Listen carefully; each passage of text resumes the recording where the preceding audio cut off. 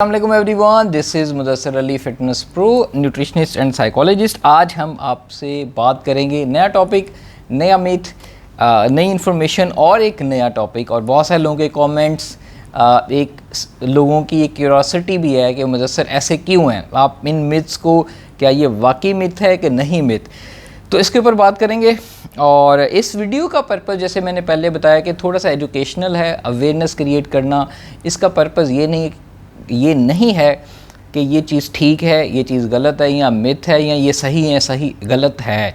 इसका मकसद ये है कि आपको थोड़ी सी अवेयरनेस मिले, आपका सोचने का एंगल बेहतर हो, और आपका चीज़ों को देखने का, खाने पीने के मामलात को देखने का, डाइट को लेके एंगल बेहतर हो, और आप अपनी सोच को थोड़ा सा ब्रॉडर वे में जब देखते हैं तो डिसीजंस अच्छे ले जाते हैं।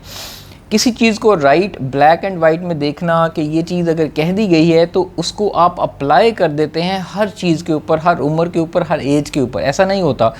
कोशिश ये किया करें कि किसी भी बात को, किसी भी मिथ को ज़रा सोचा करें, ये बात क्यों कही गई, कहाँ कही गई, किस वजह से कही गई।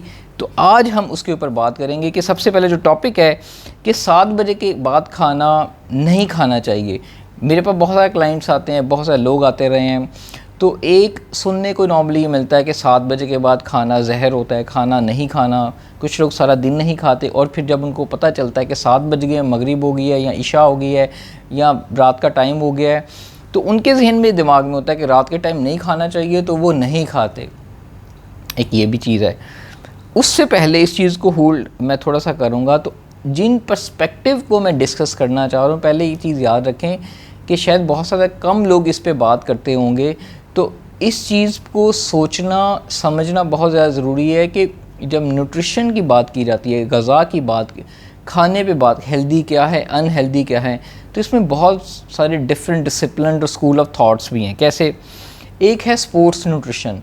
स्पोर्ट्स न्यूट्रिशन जो है वो डील करती है एथलेटिक न्यूट्रिशन को, या उन डाइट को, उस एक्सरसाइज को, उस सिस्टम को जो कि एथलीट की लाइफ, एथलीट मोस्टली वो होते हैं जो किसी स्पोर्ट्स एक्टिविटीज़ के अंदर इन्वॉल्व होते हैं, उसके अंदर फिज़िकल एक्सरसाइज या बॉडी बिल्डिंग भी एक स्पोर्ट्स एक्टिविटी है।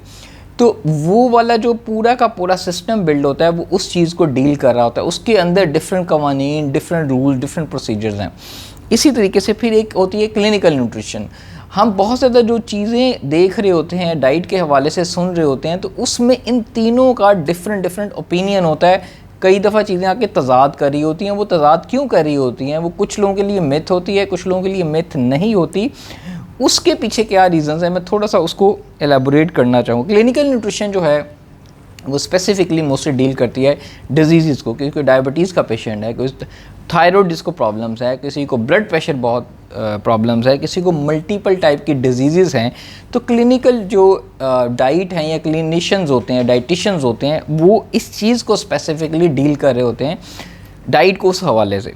फिर एक होती है जनरल जो न्यूट्रिशन गाइडलाइंस हैं, जो कि किसी को बीमारी नहीं है, कोई एथलीट नहीं है, उसने सिर्फ एक अपने लाइफस्टाइल को मेंटेन करना है, डाइट बेहतर करनी है, अपना वेट मैनेजमेंट करना है, कोई बॉडी फैट कम करना है, अपनी ईटिंग हैबिट्स बेहतर करनी है। तो एक जनरल जो न्यूट्रिशन गाइडलाइंस होती है वो उसको डील करती है।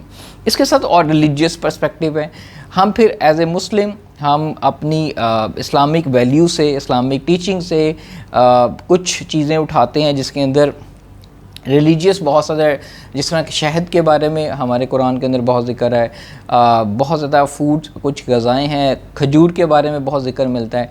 तो हम कोशिश करते हैं, कुछ लोग उसको भी बहुत ज़्यादा बिलीव करके अप्लाई कर रहे होते हैं अपनी ओवरऑल ज़िंदगी के अंदर। फिर उसके बाद हमारी कुछ कल्चरल पर्सपेक्टिव्स हैं, कुछ लोगों के कल्चरल नॉर्म्स एंड वैल्यूज़ होती हैं जिस इलाके में आप रह रहे हो। जैसे कि फॉर एग्ज़ाम्पल अगर आप इंडिया में जाएंगे तो इंडियन जो लोग हैं उनके कल्चर है, वहाँ पे रिलीजियस भी है और कल्चर भी है कि वो मीट नहीं खाएंगे, लेकिन वो लोग उसके बगैर रहते हैं, उनके अंदर डेफिशिएंसीज होती हैं। हमारे यहाँ पे हम एज ए मुस्लिम हम मीट भी खाते हैं। कुछ यहाँ का कल्चर भी है कि हम देसी फूड बहुत ज़्यादा खाते हैं, और एक कल्चर है कि यार खाना खाएंगे, हैवी खाएंगे, हमारे डिनर्स हैवी लेविश होंगे तो मज़ा आएगा, मतलब फूड लवर्स हैं। ये कल्चरल एस्पेक्ट्स है। फिर बहुत ज़्यादा हमारे मिथ्स बनते हैं ड्यू टू फैमिली का एक अपना कल्चर होता है, फैमिली की अपनी वैल्यूज़ होती हैं, फैमिली का एक अपना एक फूड के अराउंड सर्कल होता है। कुछ लोग फैमिलीज़ के अंदर रूल्स होते हैं कि शाम के बाद नहीं खाना, कुछ लोगों के फैमिली के रूल्स होते हैं वो खाते ही रात के बाद हैं। इसी तरीके से कुछ लोगों के सोसाइटी के अंदर लोगों के यहाँ ये मिथ्स जो बनते हैं, ये चीज़ें बनती हैं, वो रोटेट करती हैं डिफरेंट बिलीव्स, कल्चर और नॉर्म्स के इर्द गिर्द। कुछ होती हैं जो कि स्पेसिफिकली आपकी स्पोर्ट्स न्यूट्रिशन के अकॉर्डिंगली देखनी होती हैं। तो हर कोई अपना अपना सिस्टम्स लेके चल रहा होता है। तो ये टॉपिक बताने का मकसद ये था कि स्कूल ऑफ थॉट्स हैं, ये डिफरेंट एंगल्स हैं चीज़ों को देखने के डाइट के हवाले से। अब जो मिथ्स था, सबसे पहले अगर बात की जाए कि जी 7 बजे के बाद खाना जो है वो बिल्कुल ठीक है। अगेन मैं बता रहा हूँ कि I will try to educate you guys, इसमें से अगर ये मेरी थोड़ी बहुत स्टडी होती है, रिसर्च होती है, and I always encourage everyone to come and उस पर डिस्कस किया जाए। और चीज़ें अगर आपके पास अच्छी कोई डिबेट है, अच्छे आर्गूमेंट है, तो आई इनकरेज कि आप चीज़ों को बेहतर तरीके से अंडरस्टैंड कर सको। और जो सबसे पहले एक चीज़ है कि जिस तरह स्पोर्ट्स न्यूट्रिशन है वो डील करती है कि अगर कोई आप स्पेसिफिकली मसल बिल्ड करना चाहते हैं, आप बॉडी फैट कम करना चाहते हैं, आपने अपनी बॉडी को कंस्ट्रक्ट करना है, तो उसमें जो न्यूट्रिशन की साइंस है उसने तरक्की की, उसने डेवलपमेंट की, तो आपको उसके अंदर कैलोरीज़ इन कैलोरीज़ आउट, ओवरऑल कैलोरीज़ का एक कॉन्सेप्ट नज़र आता है, जो कि एक जनरल न्यूट्रिशन के अंदर भी नज़र आता है कि जितना आप खाएंगे इट ऑल डिपेंड्स कि कितनी कैलोरीज़ आप खा रहे हैं, कितनी कैलोरीज़ आउट जा रही हैं। लेकिन उसके अंदर बहुत ज़्यादा और भी फैक्टर्स आते हैं। आपने देखा होगा कि बहुत ज़्यादा ऐसे लोग होते हैं जो कि दिन में 6-6 रोटियां खाते हैं, 10-10 रोटियां खाते हैं, जंक फूड भी खाते हैं, लेट नाइट भी खाते हैं, उनका वज़न नहीं बढ़ता। और आप लोग कहते हो कि यार ये क्या है, मतलब हम तो लेट नाइट खा रहे हैं, हमारा वज़न बढ़ रहा है, ये लेट नाइट खा रहे हैं, इनका वज़न क्यों नहीं बढ़ रहा? वो सब कुछ खाते हैं, लेकिन मसला है कि उनकी बॉडी टाइप एक डिफरेंट है, उनकी एज का भी एक फैक्टर है। वो कंपैरेटिवली उनकी बॉडी टाइप ऐसी है जिनके अंदर लॉज ऑफ थर्मोडायनामिक्स हैं। अगर आप वो समझेंगे तो आपको पता चलेगा। मेरी एक वीडियो पड़ी हुई है जो कि बॉडी टाइप्स के ऊपर है कि एक्टो, मीज़ो और एंडोमॉर्फ्स क्या होते हैं। कुछ लोग की बॉडी बहुत ज़्यादा बर्न करती है फ़ैट, उनकी मेटाबॉलिज्म बहुत फास्ट होता है कंपैरेटिवली दूसरे लोगों से, तो वो लोग लेट नाइट भी खाते हैं, जंक फूड भी खा रहे हैं, उनको कोई इफेक्ट नहीं पड़ रहा होता। तो हमें ये देखना पड़ेगा कि सिर्फ एक मिथ को पकड़ लेना और सब पे अप्लाई नहीं कर सकते। डिफरेंट जगह पे, डिफरेंट सिचुएशंस के अंदर डिफरेंट स्कूल ऑफ थॉट्स हैं, वो क्यों एक दूसरे डिफ़र कर रहे होते हैं। अगर क्लिनिकल न्यूट्रिशन जब कोई किसी पेशेंट को कोई मेडिकल डिजीज़ होगी, कोई शुगर होगी, अगर एक शुगर का पेशेंट है और वो इस्लामिक पर्सपेक्टिव कोई देख रहा है कि मैंने खाना ही हनी है और वो डेली हनी खा रहा है कि जिसमें शफा है, लेकिन उसकी एक क्वांटिटी है, उसका एक बैलेंस है। अगर आप उसको नहीं ठीक करेंगे, उसके साथ अपने रोटियां भी खाएंगे, जंक फूड, कार्बोहाइड्रेट्स भी ज़्यादा लेंगे, तो वो शफा आपको नहीं मिलेगी अनटिल अनलेस कि आप एक डाइटिशियंस के पास जाएंगे, आप थेरेपी लेंगे, आप प्रॉपर उसकी डॉक्टर के पास जाएंगे, अपनी डायबिटीज़ मैनेजमेंट जो है प्रॉपर कंट्रोल नहीं करेंगे, वो ठीक नहीं होगी। हमारे यहाँ लोग क्या करते हैं, सबसे पहले जिसको डायबिटीज़ होती है, ब्लड प्रेशर है, किसी किस्म की बीमारी है, ये 10-20 साल पहले ही ट्रिगर होती है। डॉक्टर्स के पास जाते हैं, डॉक्टर कहते हैं कि नहीं आप ऐसे नहीं ऐसे करें, प्रिवेंटिव मेजर्स लें, एक्सरसाइज करें, लाइफस्टाइल चेंज करें, डाइट लें। हम क्या करते हैं, हम उसको वो केयर नहीं करते और हम मेडिसिन खाना शुरू कर देते हैं, फिर रुक छोड़ देते हैं, और हम उनकी उस जो सजेशन है, प्रिस्क्रिप्शन है, उसको छोड़ देते हैं और इग्नोर करते रहते हैं। लेकिन जब वो जो बीमारी है वो इतनी डेडली हो जाती है कि हमारी रिपोर्ट्स और हेल्थ ख़राब होना शुरू हो जाती है, फिर हमें ख्याल आता है कि ओहो हमें इसको सीरियस लेना था, हम पहले नहीं सीरियस लेते। इसी तरीके से जो हमारे कल्चरल डिफरेंट, क्योंकि इन पर्सपेक्टिव को अगर मैं सबको छेड़ूंगा तो वीडियो काफ़ी लंबी हो जाएगी, लेकिन आपको एक ओवरव्यू देना था। सॉल्यूशन क्या है जी, 7 बजे के बाद खाना जो है वो खा लेना चाहिए। उससे वेट गेन होता है कि नहीं होता? अगर वेट गेन होने की मेन जो फैक्टर्स हैं, जो 3 से 4 फैक्टर्स हैं, वो ये हैं कि आप क्या खा रहे हो। सबसे इम्पॉर्टेंट ये है, फॉर एग्जांपल अगर आप रात को आपको नींद नहीं आ रही, आप सारा दिन आपने कुछ नहीं खाया, या आप सारा दिन आपने ब्रेकफास्ट भी दबा के खाया हुआ है, दोपहर को भी दबा के खाया हुआ है, रात को भी आप 8 बजे के बाद खा रहे हो, तो इसका मतलब है आपका वेट गेन होगा। आप जो खा रहे हो वो हेल्दी है या अनहेल्दी है, जंक फूड है या प्रोसेस है या अनप्रोसेस, ये बहुत मैटर कर रहा है। अगर जो आप खा रहे हो सारा दिन में या रात को भी, कुछ लोग रात को अगर जब जंक फूड खा के सोएंगे ना, और आपका मेटाबॉलिज्म तंग करेगा और आपकी सोने में आपको प्रॉब्लम आएगी, बहुत सारे लोगों को ये इशू होता है। लेकिन अगर रात को सोने से पहले अगर आपको नींद नहीं आ रही, लेथार्जी को, तो इट्स ओके, आप कोई स्नैक, हेल्दी स्नैक जिसके अंदर फ्रूट्स हैं, नट्स हैं, जिसके अंदर कोई ना कोई ऐसा स्नैक है, पीनट बटर है, उसको स्लाइस के साथ लगा के एक लाइट हेल्दी स्नैक खा के अगर आप आधे घंटे के बाद सो जाते हो, घंटे के बाद सो जाते हो, तो उसमें कोई हर्ज नहीं है। डिपेंड्स कि आपका गोल क्या है। बहुत सारे ऐसे एथलीट होते हैं या लोग जो बॉडी बिल्डिंग कर रहे होते हैं या मसल बिल्ड कर रहे होते हैं, वो रात को भी खाना खा के सोते हैं और सो जाते हैं, उनका कोई प्रॉब्लम नहीं होती। लेकिन एट द सेम टाइम एक नॉर्मल इंसान रात को अगर लेट नाइट खाना खाएगा और हैवी मील खाएगा, जिसकी जी में थोड़े से हेल्थ इश्यूज़ भी हैं, तो उसके लिए प्रॉब्लम होगी। लेकिन वो लोग बंदा या वो इंसान जिसको कोई हेल्थ इश्यूज़ नहीं है और वो एक वेट गेन कर रहा है, मसल गेन कर रहा है, उसके लिए रात को खाना खाने से कोई प्रॉब्लम नहीं होगी। दूसरा जो है क्वांटिटी, आपकी जो क्वांटिटी है ओवरऑल डाइट की, वो बहुत ज़्यादा मैटर करती है कि इट ऑल डिपेंड्स कि आप सारे दिन में कितना खा रहे हो। रात को 7 बजे के बाद खाना, अगर आपका ब्रेकफास्ट 2 एग आपने खा लिए, साथ में आपने एक चाय का कप पी लिया, शाम में जाके आपने फिर चाय के साथ बिस्किट खा लिए या थोड़ा सा स्नैक ले लिया, एक सैलड का बाउल खा लिया, तो आपकी तो पूरे दिन की कैलोरीज़ जो हैं वो तो 400, 500, 600 मैक्सिमम कैलोरीज़ है। और 7 बज गए, आप बिजी थे सारा दिन और रोज़ आपका यही स्केड्यूल है, तो 7 बजे के बाद आपने रूल अप्लाई कर दिया कि 7 या 8 बजे के बाद मैंने खाना नहीं खाना, तो आपकी तो कैलोरीज इतनी डेफिसिट के अंदर, आप तो बहुत डेंजर जोन के अंदर है। फिर रात को आप जाके आपके नींद नहीं आएगी, क्योंकि आपने रूल अप्लाई कर दिया क्योंकि मैंने 7 बजे के बाद खाना नहीं खाना, तो आपने सारा दिन खाना नहीं खाया, सारा दिन कैलोरीज इनटेक नहीं लिया, सारा दिन अपनी रिक्वायरमेंट पूरी नहीं की, तो रात को जाके भी आपने वो रूल जब अप्लाई कर दिया, स्टॉप लगा दिया, फिर रात को आपको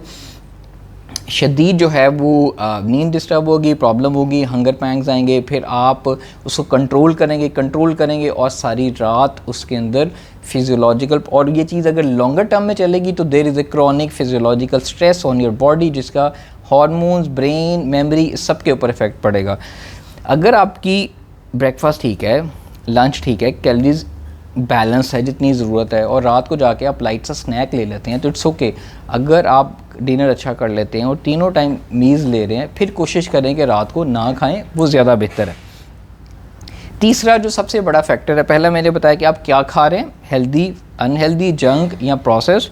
दूसरा क्वांटिटी ओवरऑल कितनी है, वो बहुत ज़्यादा मैटर कर रही है।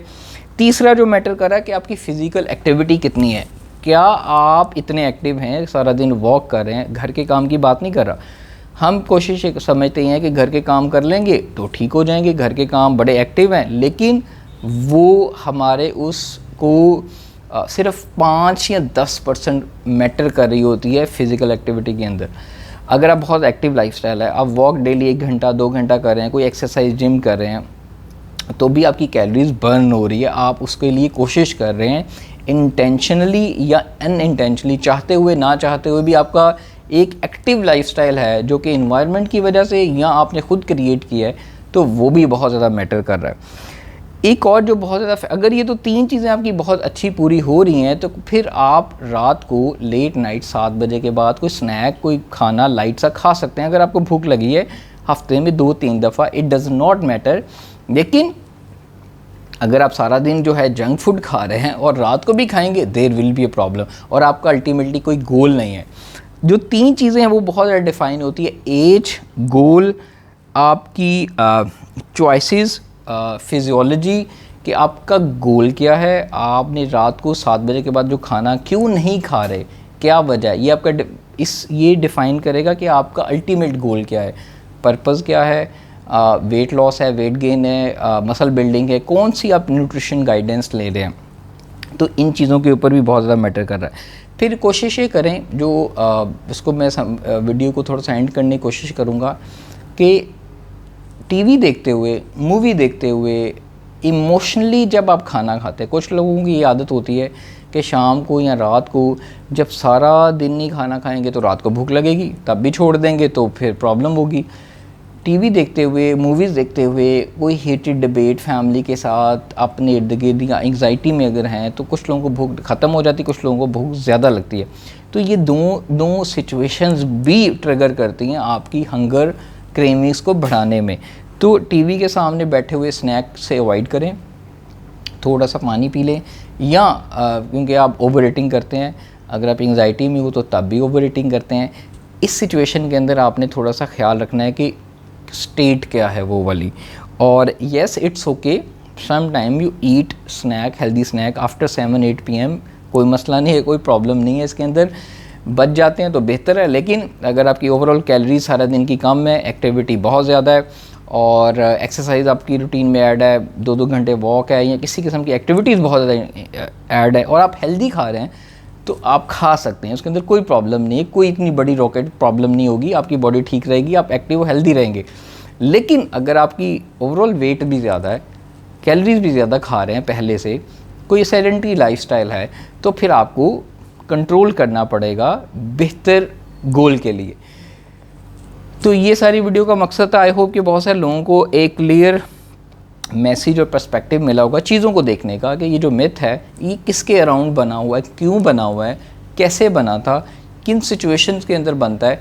तो आप उस चीज़ को जब जानेंगे इस वीडियो के बाद, तो मेरी उम्मीद है मुझे कि आपको एक बेहतर पर्सपेक्टिव सोचने का मिलेगा डाइट और मिथ के अराउंड। कोई भी अगर आपको लगता हो कि यार इसके अंदर आपको प्रॉब्लम आ रही है, तो अपना सजेशन देना नहीं भूलिएगा। Do give me feedback on my video in comments, और वीडियो को शेयर करना एंड पे नहीं भूलिएगा। दोबारा आप लोगों से मुलाकात करेंगे। टेक केयर, अल्लाह हाफिज़।